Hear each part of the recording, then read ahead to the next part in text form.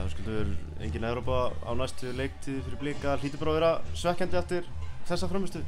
Já, það þú veist, úr því sem komið var að við náum einhvern veginn að vera í þessum úrslitaleik fyrir Evrópu.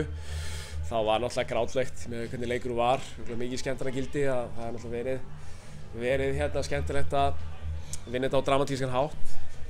En það er bara þannig, við óskum bara Stjörnunni til hamingju og þeir eiga þetta fyllilega skilið fyrir næsta tímabil. Þannig að við þurfum bara að líta í speil, ekki spurning.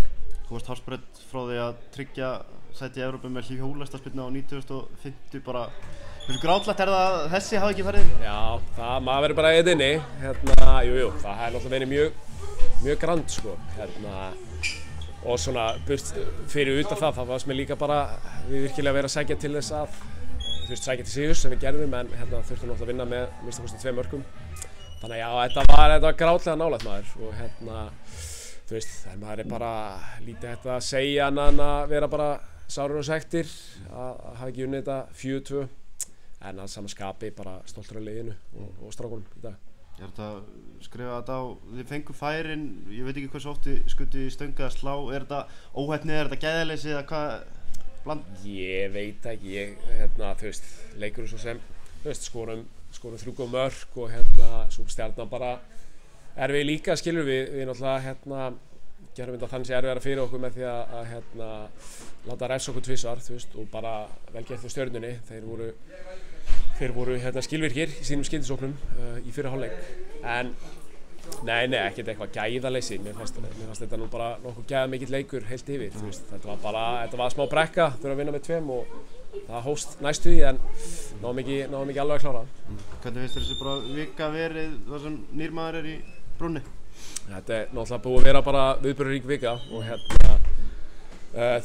stór og sjokkrændi tíðindi í bland við náttúrulega bara 2 rísa leiki þannig að þetta hefur alveg verið gæðshræringar vika en sístu 2 leikir held ég hafi verið bara nokkuð pósitífir og nú myndast smá andrými til þess bara að mæta með tilhlökkun í deildarkeppni Evrópu og fara að sækja fleiri stig. Það er alltaf fyrsta stigið komið og við tökum það með okkur áfram, sækja fleiri. Frammistaðan í dag, það er hægt að byggja ofan á hana? Já, algjörlega. Þetta var bara, mér fannst við bara aggressífir og hugrakir og bara, alveg sókndjarfir. Stjarnan er með mikil gæði í sínum skyndisóknum, gerði okkur erfitt fyrir.